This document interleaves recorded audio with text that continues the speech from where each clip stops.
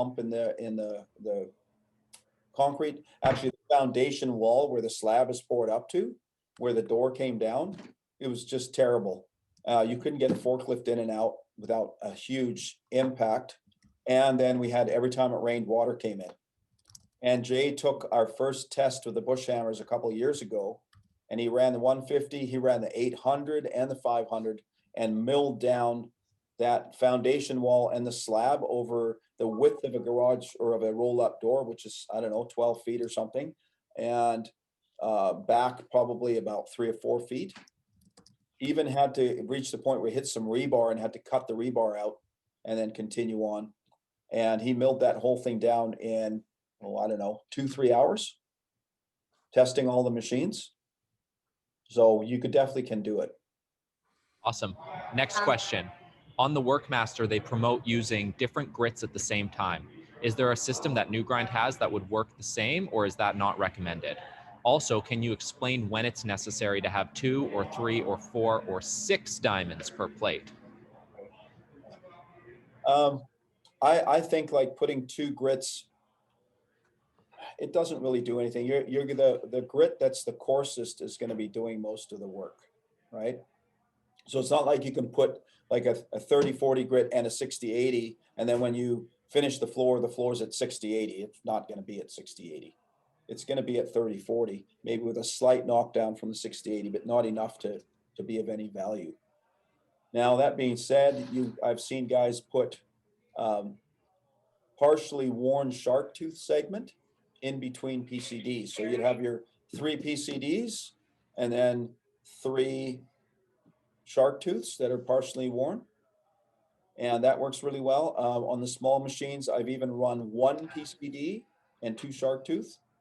So you get that scraping and grinding, which especially if you're removing a little bit of glue or something wet, that works really well. But as far as putting 2 different grits on, it's not really of any benefit. Because now what are you going to have half a set, dressed one way and half a set of a different grit another way? On our machine, it's not practical to do that. It's not needed. Let's put it that way. It's not needed. Great way to sell more tools, though.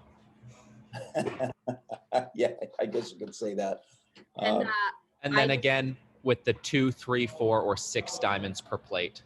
Okay, so just doing rough prep, you can run 2 segments on the plate because it's got position for 6. So even though it's got the 3 pins, you can run 2 segments and it will still follow the floor to some extent, but will run 30-40% more rigid than if you put 3 tools, because 3 tools allows it to articulate more. When would you put 6? If you're cutting down a hump, like I mentioned yesterday, you can use the center 2 plates to cut down a swell over a saw cut and put 6 grit shark tooth on there, 16 grit shark tooth, spray some water, load some weights on and cut down that hump. So then you would use 6 tools. If you're doing a lot of lippage removal on a stone floor, then you would use 6 tools because you want a very short lag time between the segments so that there's no chance of chipping the edge of the tile. I'm from Texas. Now, that also being said, if you want to cut a floor very flat, then you would put 6 segments. Because now that with 6 segments, it's not going to follow the floor nearly as much as 3 segments will. So we are actually now going to, our guys are ready. Jason and Wolf are ready. We're going to move over to our Planetary versus Rhino. So I'm going to go ahead and replace our faces that you guys are probably sick of looking at. And we'll switch over and start watching this.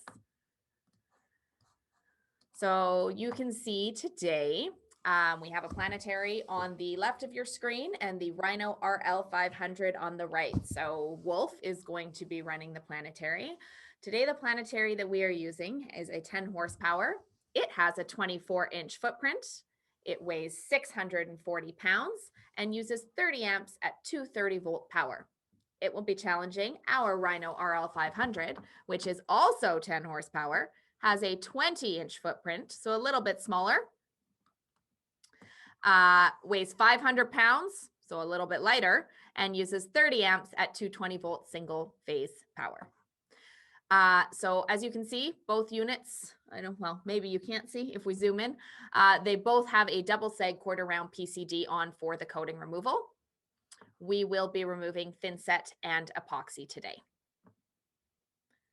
So again, just in case anyone missed it, they are both 10 horsepower. The Planetary is a 24-inch footprint, 640 pounds, and the 500 is 10 horsepower as well, 20-inch footprint, 500 pounds. So I am actually going to get you guys to go ahead and lower your grinders. When you guys are all ready to start, if you guys can just give me a thumbs up.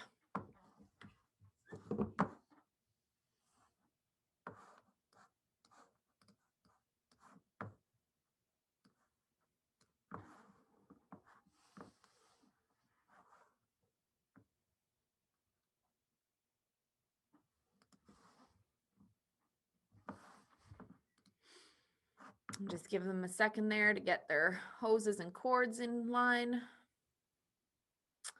Jason's getting some help, putting some weight on the machine. So far, he's got 90 pounds. Oh, 180 pounds. So it's pretty similar on the horsepower side, right? Identical on horsepower. Yep. Identical You on guys are ready. You horsepower, can start grinding. same power. Footprint. Footprint, Bigger. the Planetary is about 4 inches wider of a footprint, but we are using the same power and we are using same horsepower, and they are weighted to be about the same now. They are off. They are off. So both of them are working in a 10 by 10 area. And on your screen for this segment, you guys will see 2 different spotlights. We have the wide angle that'll show you both of them at the same time. And then our camera crew is going to be kind of toggling back and forth, zooming in a little bit and showing you guys a little closer in depth. And decided to remove his weight. Yeah, Jason decided to remove some weights. Mm-hmm. What is that strategy about? I'm not sure, but I will ask. He wants to go faster, or I don't know. Yeah, so I mean, that's a great thing, Carlos, to point out is there's kind of 2 ways to approach grinding with our equipment. You can go with like a lighter touch, higher speed, Right. or when doing removal, or you can go kind of heavier or, heavier touch, I guess you would say, with lower speed. Yeah. You can see that 500. There's a reason why we say it's the most versatile machine.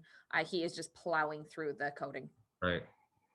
I And see it Wolf is- is more comfortable today than yesterday. I think he's learning. He's learning how to run a Planetary. Planetaries, yeah. He's getting too comfortable. I don't know if I like that. So while we're watching them, I'm just going to go through kind of the same thing for people who were logged on yesterday. You guys are just going to hear this again.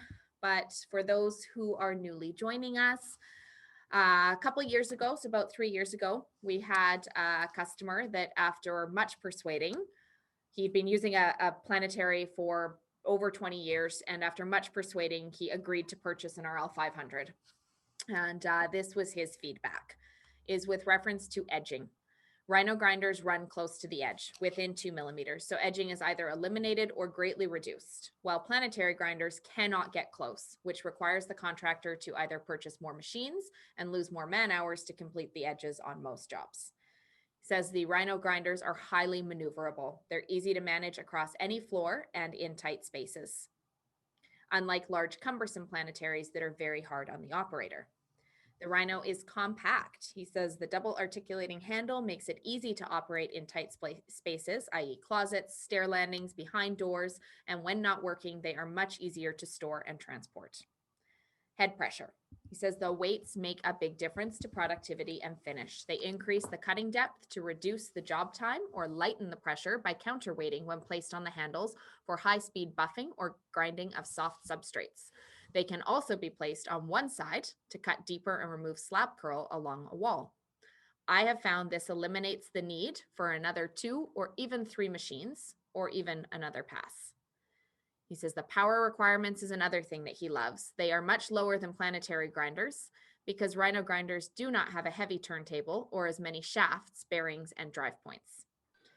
He loved the low maintenance and serviceability as well as the robustness. So he says the serviceability and robustness is incomparable. Rhino grinders have a very strong, rigid base with powerful shafts and bearings to match in a traditional format for fast, low-cost servicing and heavy weight bearing ability. These machines are definitely high quality and, if anything, overbuilt. He goes on to talk about the uniform abrasion. Rhino grinders produce a smoother scratch pattern for any given grit with counter-rotating cross-cut fixed position abrading plates compared to the zigzag pattern of a Planetary segment and their varying segment speeds and direction of cut. Overall, the Rhino absolutely provides a better finished result. He also talks about the greater tool life. Longer metal bond tooling life with the diamond segments, always traveling in the same direction to maintain supporting bond material behind the exposed diamonds, and this helps prevent the premature diamond release. Planetary actions cause segments to move in many different directions, which erode the supporting bond behind the diamonds and cause early release of the diamonds and thus a lesser life. Now we're just going to discuss for a moment the basic differences in the operation of a Planetary versus a multi-head, and why we claim that the multi-head will outperform a Planetary, especially in the area of prep. So the first obvious one clearly has to do with the shape, round versus square. The shape gives our equipment an advantage for sure in edging and cornering. Planetaries by design are not made to do the edging on your job.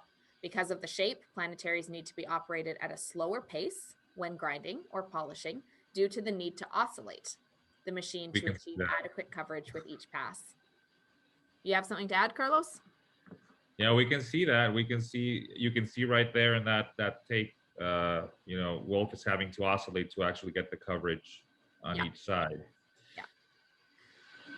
Power requirement, the letter from the customer kind of touched on that, but power requirement is definitely one of the main differences. It's because it takes so much torque to rotate that one large plate on a Planetary. So if you think about it, that Planetary machine has one center shaft that's taking all of the brunt that's trying to rotate that entire giant plate, whereas our multi-head machine has 6 smaller plates and each one of them have their own center shaft. The next key difference is point pressure per square inch of the diamond segment. So in comparison to the total weight of the machine, in Planetaries, because of the enormous load that it requires to rotate that big outside plate, the weight of the machine is actually counterbalanced against the head. And because of this, it reduces the productivity of the Planetary when performing removal and heavy grinding applications. The Rhino, on the other hand, has 6 directly driven heads, which allow the individual heads to take a greater load than the surrounding head. And lastly, ease of operation, mobility of the grinder. So a Rhino can be run with one hand. You can control it from the front of the machine using the weight post. We see guys, I know the Toolaholic was on yesterday, and he was talking about how easy he found it in comparison to running a Planetary machine. He's able to actually hold a selfie stick, I'm imagining, and actually video his process or his progress as he goes while operating the machine with one hand. Contrary to that, the Planetary, the operator is constantly having to fight and resist the rotation of the grinder, which creates a lot of lower back stress.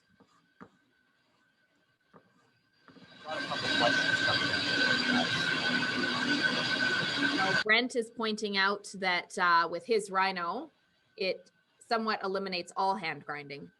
And that's a very important thing to mention.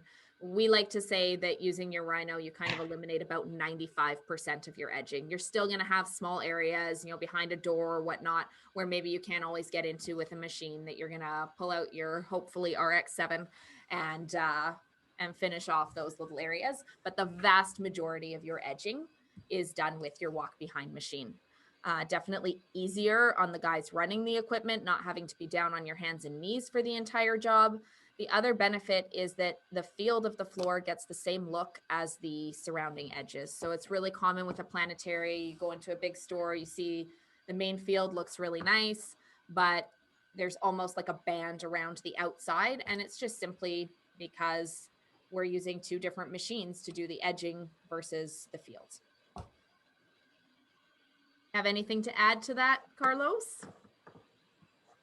No, just kind of looking at the action there. So you can see, yeah, Jason's Jason's, I would guess like 70% or it's something. about 70% done. Yeah, I would say he's got a little yeah. bit of thin set left to remove, and Wolf is still working on.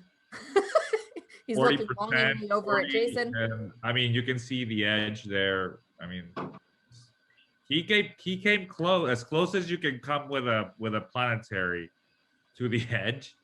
Like I said, he's learned, but I mean, you still have a big slice there that you need to edge off at some point. You know, and Jason's all done with the edges. So Absolutely. We're also going to ask our camera crew. We've been asked to mist down a little bit of water, so somebody's going to come mist down some water right. and just show you guys the difference in finish.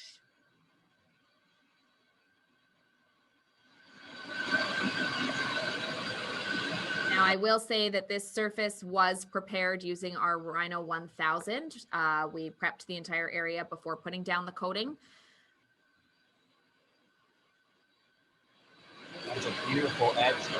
Coming through, and that was that's likely not from the removal process here, but that was from the 1000 earlier. So you can still see that residue there along the edge on the Planetary side that the Planetary was not able to get. Whereas if we go over to the side with the Rhino, you can see there's virtually nothing. He's got a little bit left, but not very much.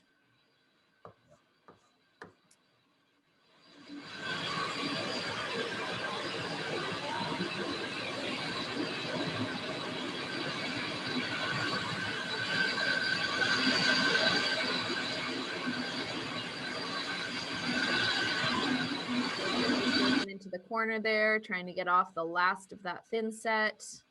Right. And Wolf is still working on getting off the last of that epoxy. So again, both machines are 10 horsepower. The Planetary is a 24-inch footprint. The Rhino is a 20-inch footprint. By all accounts, spec-wise, I would suggest that these machines are fairly on par. In comparison to yesterday, where we had a 110-volt machine that was half the horsepower in comparison to the Planetary it was up against. This is definitely spec-wise a little bit of a closer fight. Yeah, I mean, and this is something I always say, I guess, and we kind of have it in our specs. Is I always say that our Rhinos tend to be 40% more productive, I guess, when removing, and I think you can see it here. I mean, Wolf is like at 50%, I would say, and you can see Jason's like at 90%. So yeah, I mean, it's not off to what we usually see out there. Yeah, right. Absolutely. So, I mean, there's, you know, we definitely, well, our machines absolutely can polish, and they do a fantastic job of that. Where our equipment really does truly shine is in the removal category and prepping. It is just way faster than a Planetary machine for all of the reasons that we've already discussed. But when you get into polishing steps, if you were to take these two machines, going through those polishing steps, you are going to find that production rates are definitely a little bit closer. Right. But as anyone knows, as anybody out there that's done grinding, your metal bond cuts, your first two cuts are the vast majority of your job, right? If you're like looking at your total hours on a job, those first two cuts are where you're going to spend most of your time. So being able to have 40% better production is going to save you a lot of time overall. Right. Wolf's sweating. I can see Wolf's like, you know. He's fighting the torque of that machine. Yeah. Causing him to break a sweat. I don't know if it's counter rotating, but it's probably pulling to the right. Yeah. He's trying to fight that. That machine's got one main head and then four separate plates. 4 satellite heads. Yeah, right. 4 satellites. So we're running 12 tools on the Planetary, 18 segments on the 500.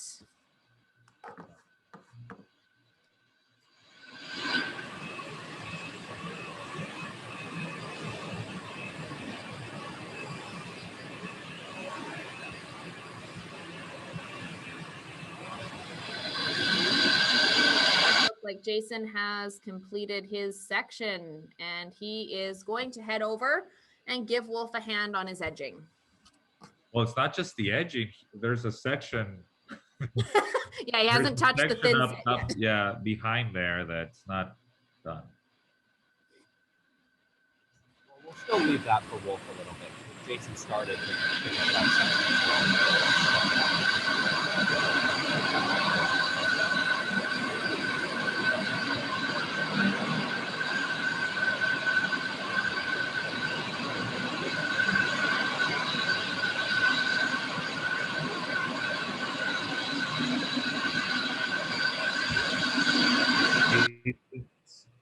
Vacuum on.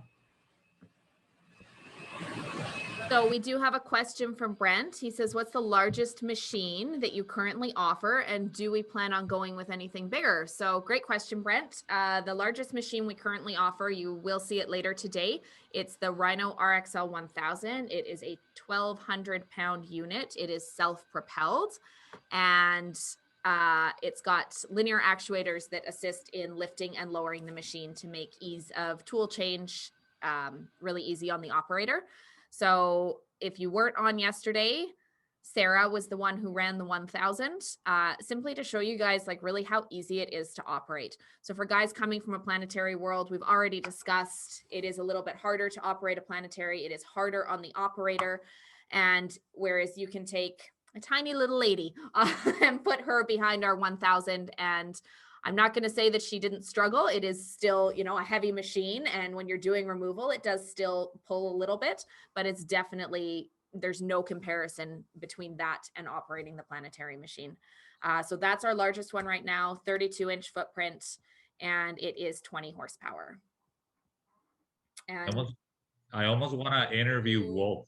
Are we looking to do anything any bigger? Yes, perhaps down the line, we are looking at like a ride-on machine. So you can see them getting in there. Jason helped him finish off the edging, and Nice. I think helped with all of the, or most of the thin set. Seemed to be struggling a little bit with that planetary.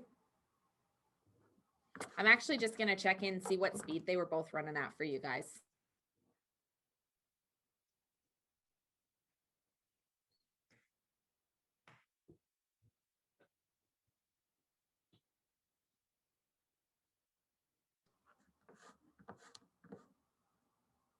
What is the weight of the planetary? Steve is asking. Great question, Steve. The weight on that planetary unit is 640 pounds. The weight on the 500 is 500 pounds. And as you noticed, Jason originally had a little bit of weight on the machine. I didn't actually get an answer as to why he removed it. But yeah, 500 pounds for the 500, 640 pounds for that planetary unit. And both are 10 horsepower and same power requirements in this case.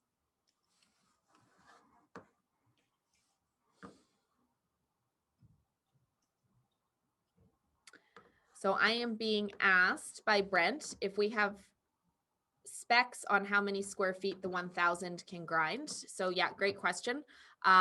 If we are referring specifically to removal for the 1000 on like exceptionally heavy removal, you're looking at about 1,400 to 2,000 square feet per hour, 1,600 to 2,600 on more medium removal,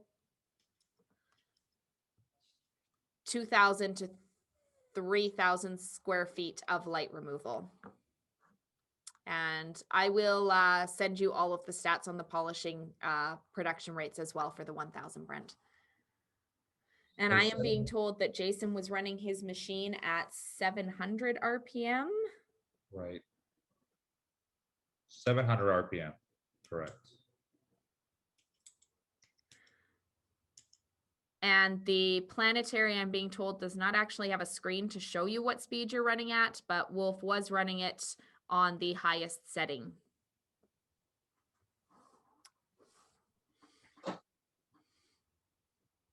So I will look up the specs and see if I can tell you what that RPM would be. And does anybody have any additional questions?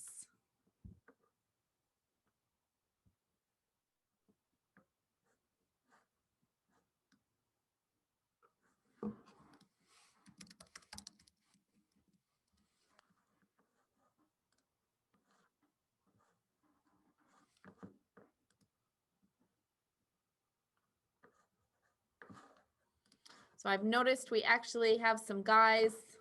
See, Ronald is working away while he's also listening to what's going on. Thanks so much for finding time to tune in, Ronald. Oh yeah, look at Ronald.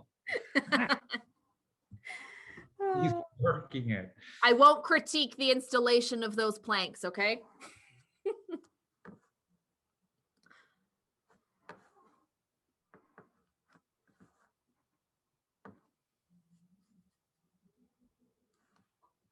Looks like the Planetary gave up. They're just letting letting Jason finish off all that thin set and edging.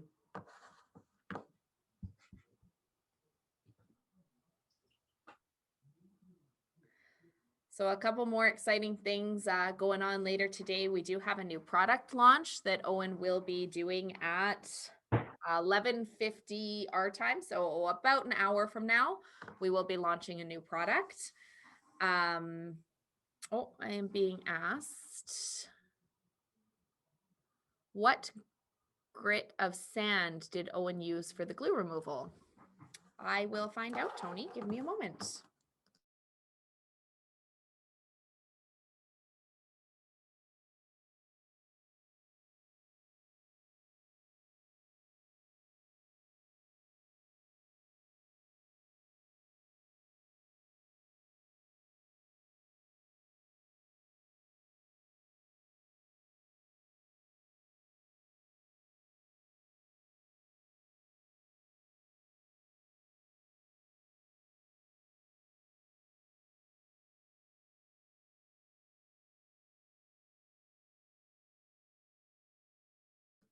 So Owen says, Tony, that he just used building sand.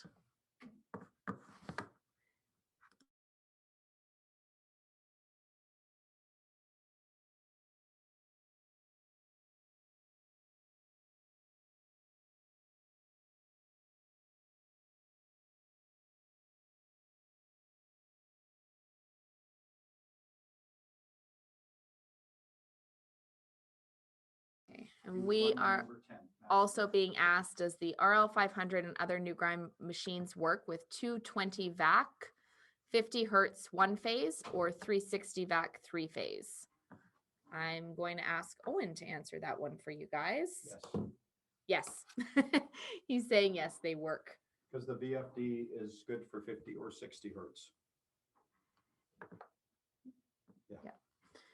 And we did get an RPM rating running at a 10 on the Planetary machine. That was full speed, and the full speed capacity on that Planetary was 1,000 RPM.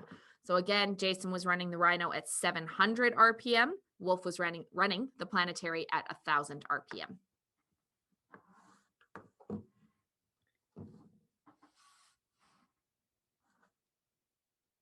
So we are also being asked, can I run my RV8 on a generator and then run my machine through it with the pass-through power option? The quick answer is yes. The one thing that I will note is that it is very common with generators to have more spikes in power, more fluctuation in voltage. So the vacuum does not always love that. But yes, technically you can.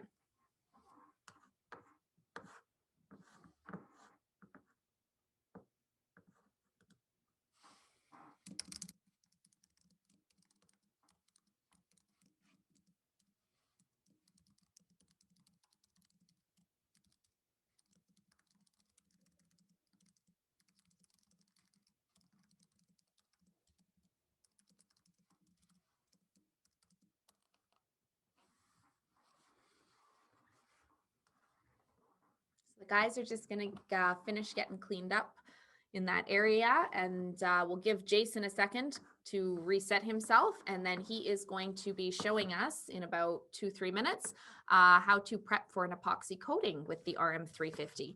We're going to go over CSP requirements as well as the difference between a diamond grind and the surface like I guess the profile that leaves in comparison to shot blasting your floor to prepare for a coating.